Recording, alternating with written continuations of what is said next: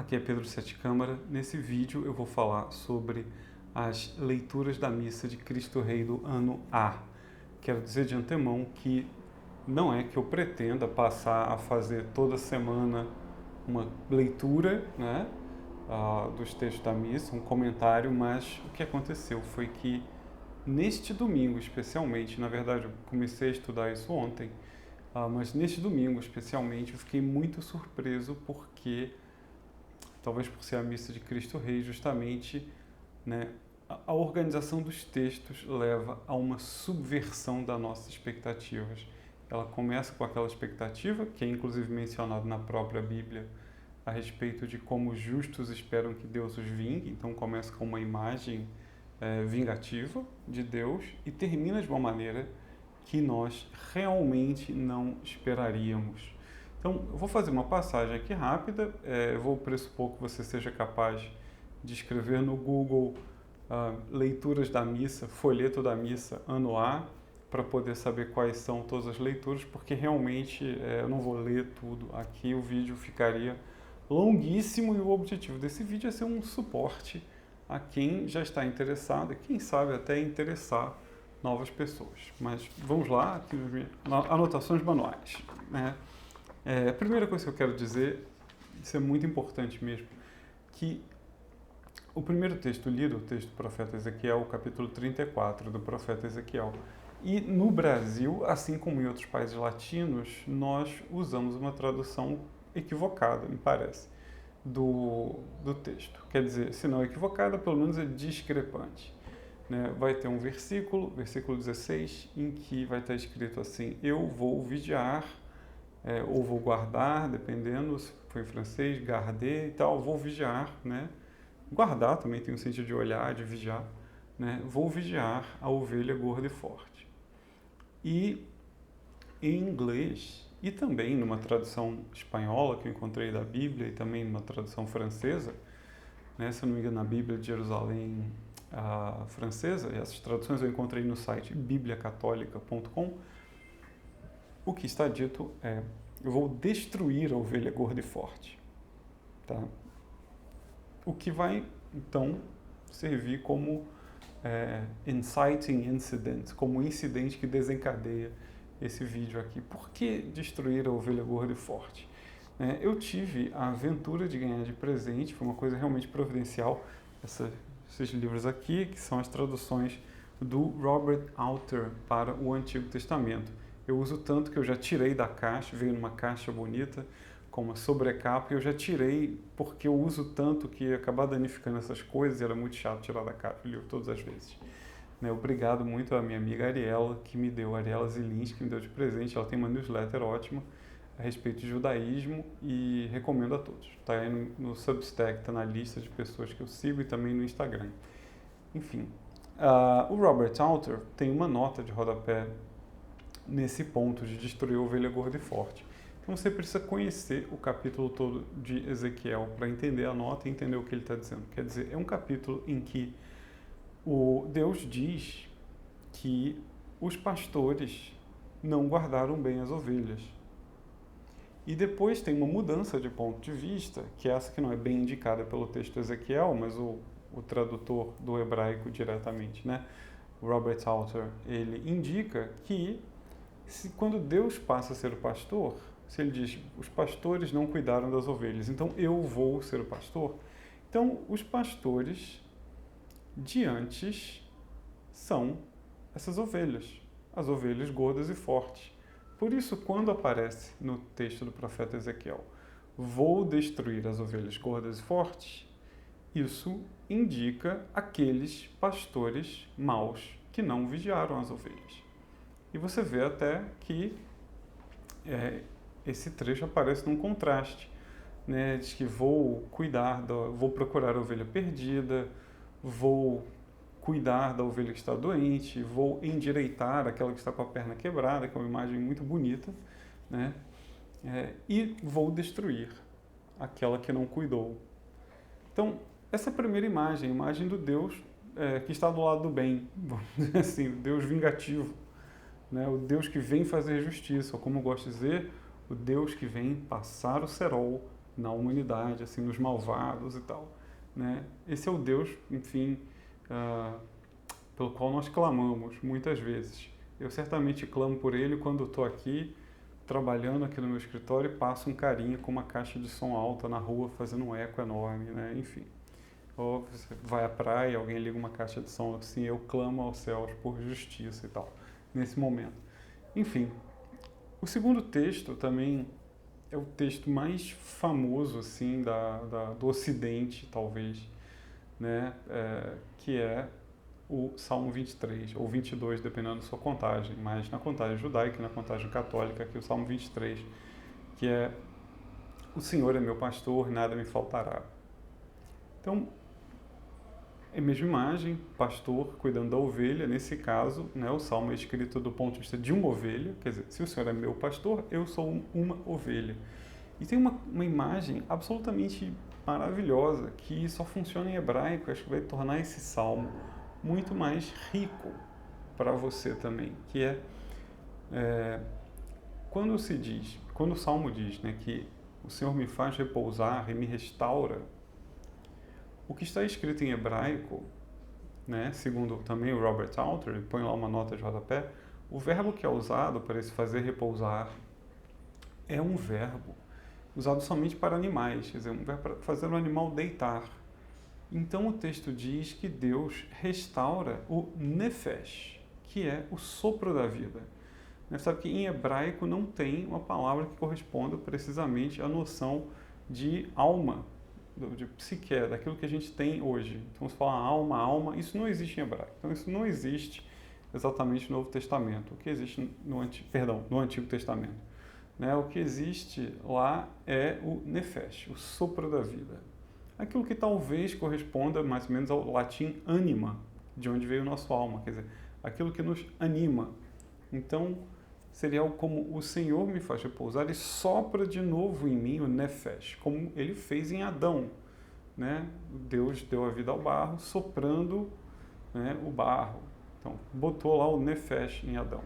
E se você é cristão, a gente tem o momento em que isso é repetido, em que isso é retomado na nova criação, que é na crucifixão de Cristo, né, que é o verdadeiro relato da criação para um cristão, está não no Gênesis, mas na paixão e na ressurreição de Cristo. Então, Cristo recria o mundo com o perdão, ele, vamos dizer assim, culmina, né, ele é a culminação da criação, e ele vai entregar o Espírito na cruz. Então, ele faz, sopra o mundo. É a mesma ideia aqui. Então, o Senhor me faz repousar e sopra em mim, me reanima. Ele me dá de novo o sopro da vida. É uma imagem absolutamente belíssima e que tem todos esses significados. Aí, no texto da missa, nós passamos para a leitura de Paulo. E Paulo diz, eu selecionei um trecho aqui apenas também, como eu disse, fazer um comentário, não um comentário profundo, né? Mas a gente reencontra primeiro o mesmo tema de separação e destruição. E Paulo diz que Cristo vai reinar, enquanto Cristo reinar, serão destruídas eu separei até em grego aqui, né? Arque, ecrucia e dinamis. Aqui está tudo no nominativo, se eu não me engano. Né, que foi traduzido muitas vezes como soberania, são na verdade sinônimos, assim, a soberania, o poder, soberania, o poder, a força. É aquela coisa de principados, potestades e tal. Quer dizer, você vai se perguntar, então o que é isso? Né? Muitas vezes a gente se pergunta o que são principados, potestades, autoridades, soberanias e tal.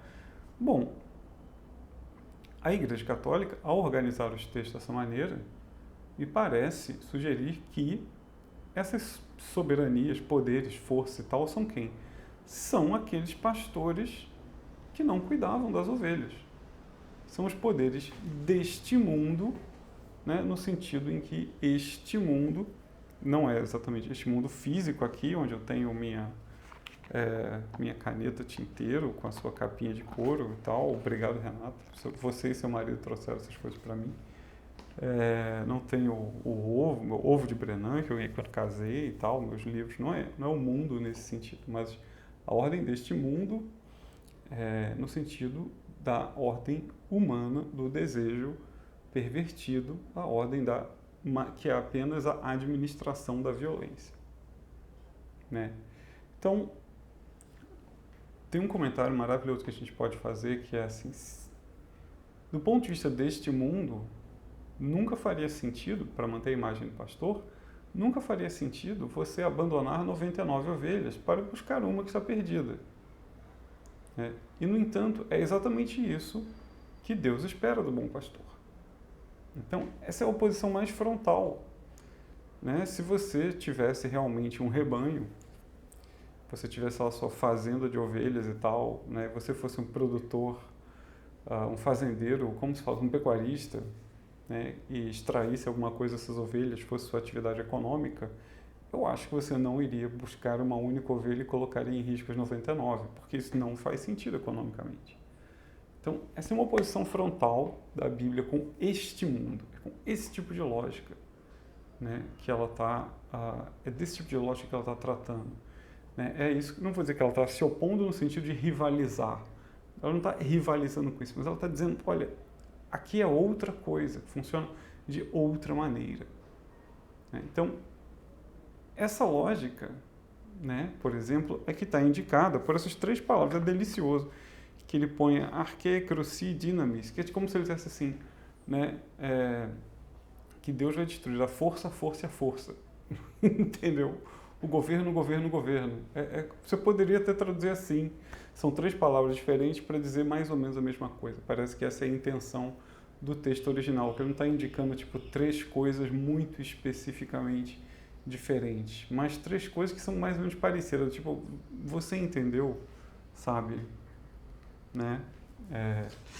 Então, é assim que eu, pelo menos, Pedro, interpreto esse uso aqui.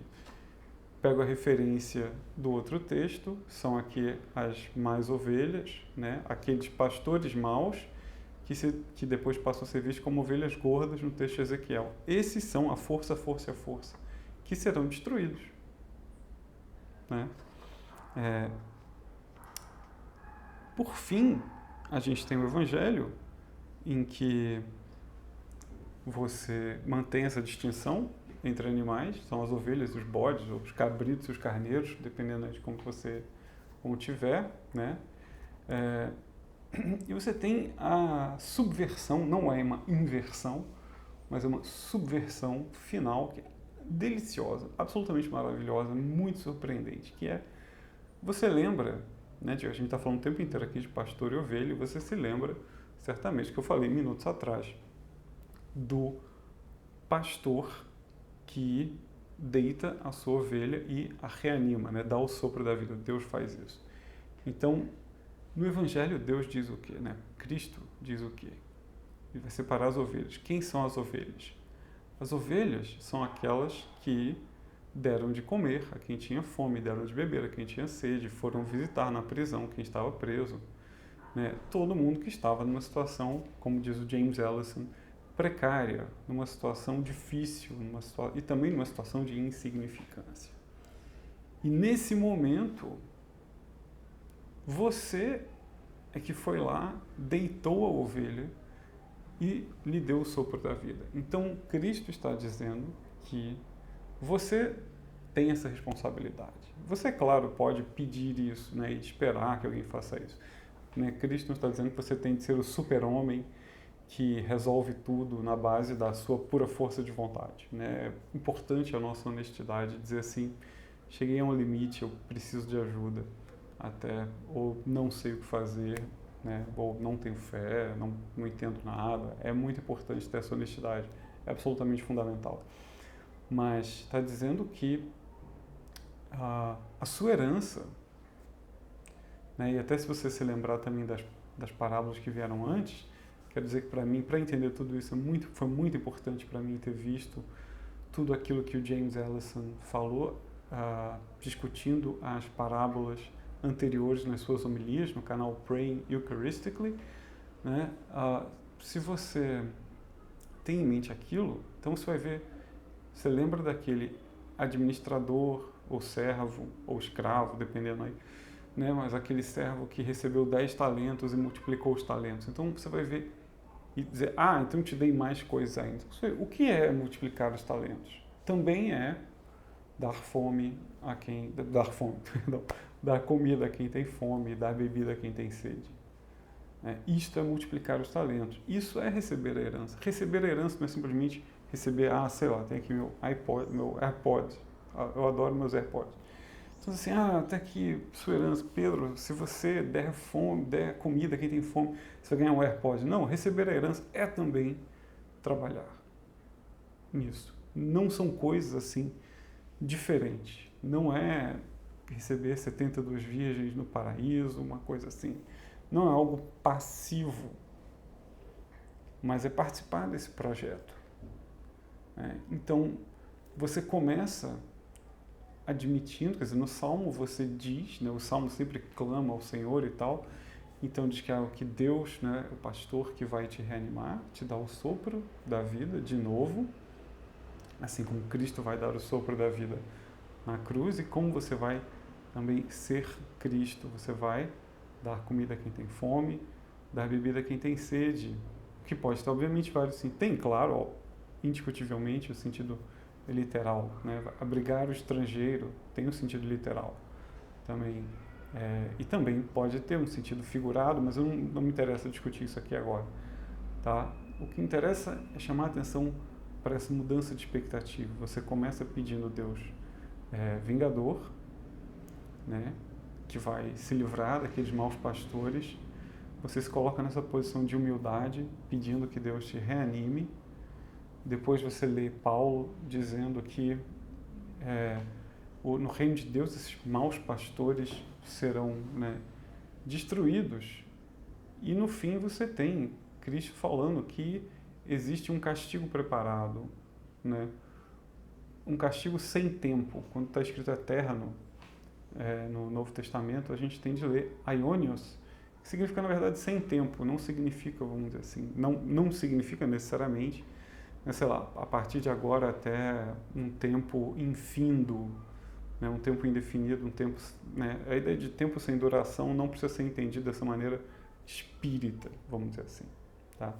Mas você vai ter um castigo, talvez um castigo que pareça eterno no momento que você recebe, ou até, melhor dizendo, uma coisa que é percebida como um castigo, mas você vê que é a mesma coisa. Quer dizer, ignorar aquele que tem fome já é um castigo, não uma coisa que vem depois do castigo. Ignorar Cristo já é o castigo. Então não existe uma lógica necessariamente penal, só porque existe essa imagem para que nós possamos entender melhor de uma coisa e depois outra. Mas é aquilo que Cristo diz na parábola, se eu não me engano, do domingo passado: pela tua boca te julgarei. Quer dizer, foi você mesmo que fez isso. Então, quanto mais você imagina Cristo, digamos assim, mais você o vê, mais você enxerga isso no mundo, e você pode agir de acordo com isso. Mas isso já seria outra especulação que eu deixei no texto aqui, que acompanha nesse vídeo. Mas o que eu quero dizer, mesmo em relação ao texto da missa, então, para finalizar de uma maneira um pouco ordenada, é isso. Lembra, Ezequiel, separação das ovelhas. É Deus quem vai cuidar das ovelhas. Deus diz assim, eu vou botar para fora, vou matar esses pastores que viraram ovelhas gordas, e eu vou cuidar das minhas ovelhas. E no final, ele está dizendo, você aí, você cuidou das ovelhas? Quando você fez essas coisas, você estava cuidando das ovelhas. Você era também o bom pastor. Por isso é um texto que tem um chamado, uma responsabilidade absolutamente incrível, mas que também mostra que essa responsabilidade pode ser algo absolutamente maravilhoso. Então, até mais. Muito obrigado.